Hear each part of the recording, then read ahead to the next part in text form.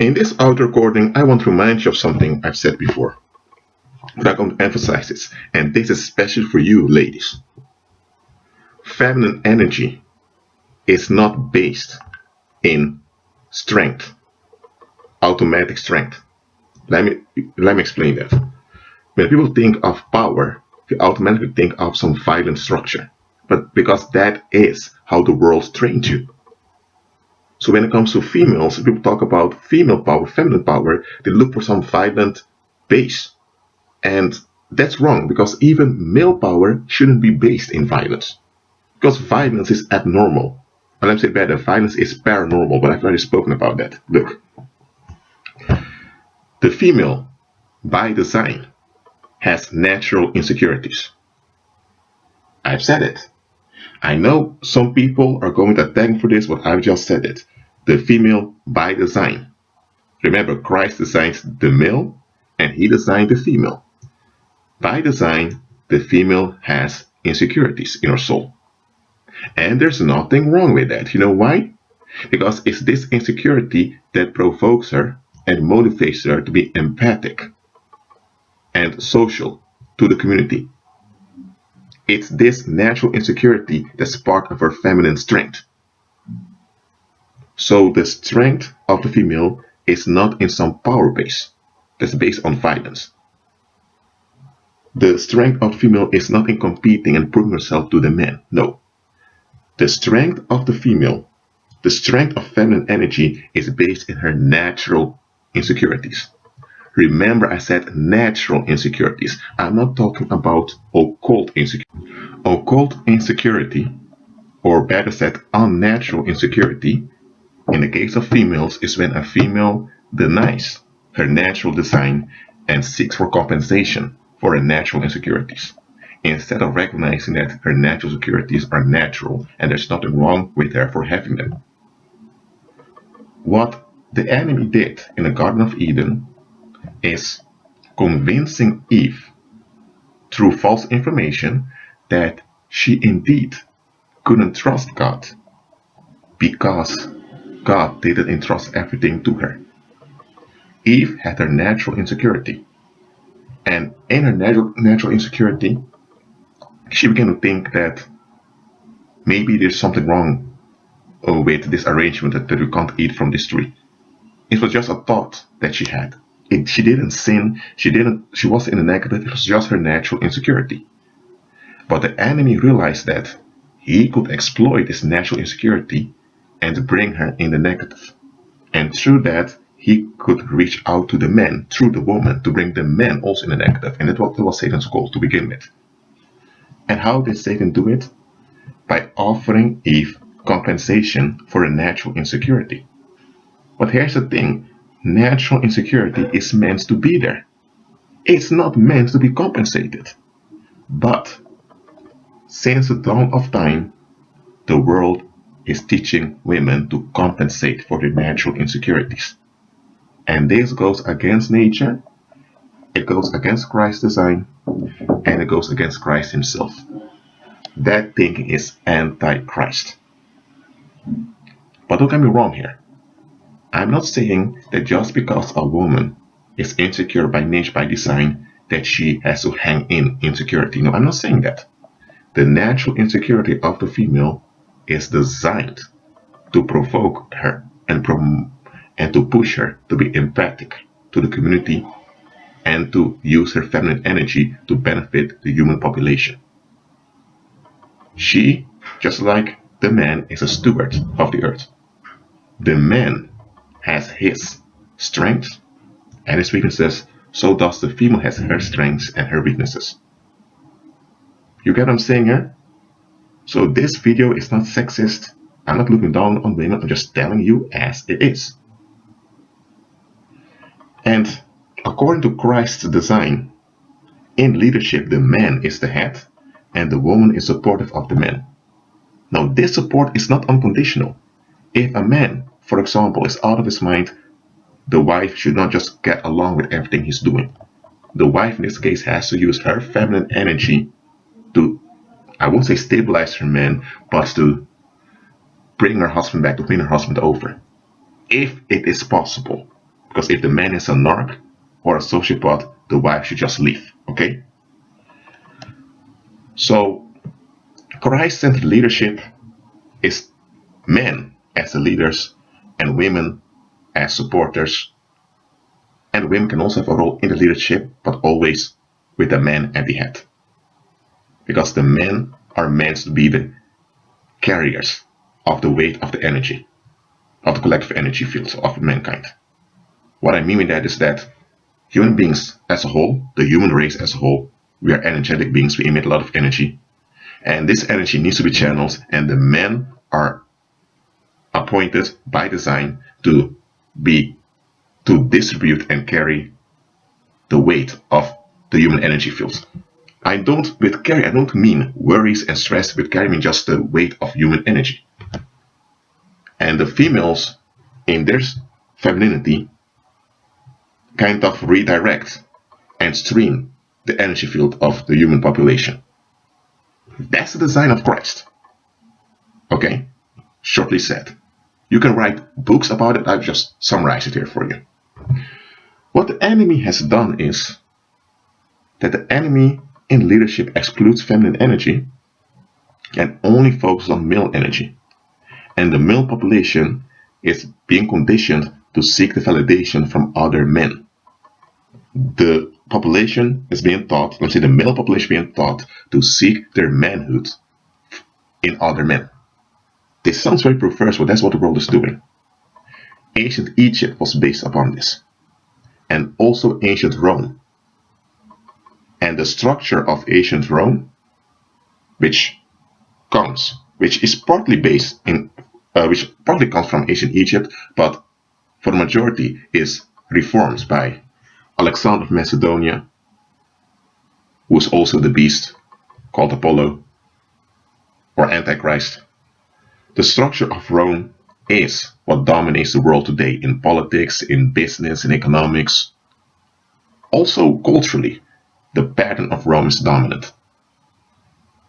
And I'm not talking about the European Union here, because the European Union in some cases is inferior to ancient Rome.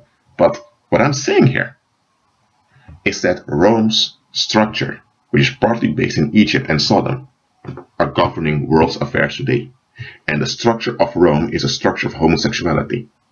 It's a structure of excluding femininity, of trampling upon femininity.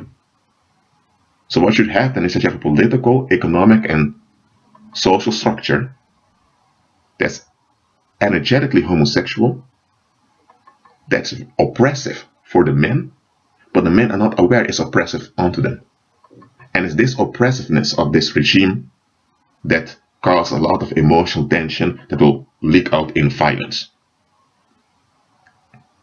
And the women then, who are insecure by nature, will receive the message of society that they need to compensate their insecurities so they won't be the target of violence. And that's how the system of Rome is kept intact. It's a system of energetic homosexuality that will destroy natural masculinity and will damage femininity. And this collective sexual confusion is the throne of Antichrist. Without this, there is no Antichrist rule. That's how Antichrist puts himself in the temple of God and declares he is God. A lot of people are waiting for some third Jewish temple. Forget about that. It's collective sexual confusion that enables Antichrist to rule. The system of Rome has developed over time. A part of it developed into what we call now capitalism, which originates out of Calvinism and it grew in the Dutch Republic and the Kingdom of England, and it's really an ideology that is based on meeting men's needs at the expense of the men. Capitalism is man-centered, centered on men, but at the expense of men. But the reason men can't see that capitalism is draining them and really destroying them is because capitalism, more than just the ancient Roman structure itself, it offers many short-term advantages to men. And those short-term advantages relate to men's natural needs. But capitalism exploits men's natural needs, and therefore the system works for men very easily, but it works against men. Why? Because the system damages femininity. And no man can benefit from a system or a structure that damages femininity. No man can. If any man claim he can, then he's either a devil worshipper or he has deep mental issues. No man can benefit from a structure nor a system that denies and tramples upon femininity. The harm done by Rome's structure, well, throughout the ages women resisted it. Some resisted the right way by agreeing with Christ, others did it the wrong way by going to pagans for answers, even though those women didn't realize that there were pagans that were ruling the world that kept this anti-female structure in place to begin with. And there came a point in human history that is after the two blood rituals that pagans conducted in the world, especially in Europe, called the First and Second World War. After those two blood rituals, in which many men died, and there was a shortage of men in many places, and women were needed in the workplace a lot, this movement of female empowerment came into place that people call feminism, others call it with other names. Now, this video is not about feminism, but the context in which this movement emerged was a context of dissatisfaction and resistance. So the foundation was already weak. And here's the thing. This movement, so-called, was an answer to the damage that Rome's structure caused women throughout the ages. But this resistance movement was in resistance against Rome. But at the same time, this resistance movement wanted to be like Rome, to get approval of Rome. So women had become just as patriarchal as the Romans were, or better said, the pagans that ruled this world. And this continued the damage on femininity that Rome stands for. So it appeared as if feminism was improving the fate of women, but the opposite was happening. Now, feminism brought some good stuff with it, but hey, the devil always brings good stuff when he wants to deceive you. His end goal is to destroy you. What I said before in this video, let me repeat it because it's very important. Collective sexual confusion, or collective sexual dysphoria, which begins in the mind, is the throne of Antichrist. Apollo, who is the Antichrist, and his helper, Hermes, and the devil who's above them, the dragon, they cannot maintain their paranormal rule over mankind without collective sexual confusion. And in order for collective sexual confusion to continue, you must have a structure that denies femininity. Because once you have a structure that denies femininity, it will harm masculinity.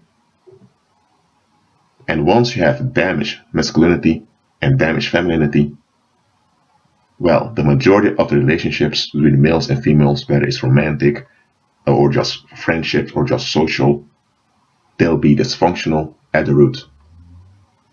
Even though they will work, they're still dysfunctional. Energetically, they'll cause a lot of contamination or waste energy, and it's this contamination feeds the demons that keeps the paranormal going. So, when scripture says that Antichrist will put himself in the temple of God, claiming to be God, this is it. Stop looking for some third Jewish temple and all those deceptive teachings. Antichrist is ruling now by keeping the human population, especially the men, in the negative. And it's total ignorance that this can continue, because most people look for solutions in the wrong places. Feminism, so-called, answers the problem of Rome's structure. Now, feminism caused harm, and now the answer to the harm is the so-called MGTOW movement. And the reason why the shadow governments, which are the pagan rulers that rule this world, the reason why they came with feminism and then with MGTOW is because they want to lead humanity in a so-called transhumanist world in which there is no femininity anymore, because you will have male and female in male bodies. That's the desire of Satan, to get rid of all femininity. And that is the place where the demons want to lead mankind, in which the people will openly agree that the world will be far better off without femininity. And that's what this whole gender neutral thing is all about. It's the same plan that the enemy had since the Garden of Eden, but it's working out now with technology. He hates females, can't stand females, wants to destroy and kill all females, and he wants femininity to remain damaged so that he can have his rule and control over the men. That's why shadow government wants to come with the RFID chip, so that they can locate and drain all men, so that all male energy will go to the demons directly. That's what the RFID chip is for. That's not a world I want to live in. However, that's the direction the world is going. But fear not, Christ is Lord. And for you ladies, accept who you are. Agree with Christ.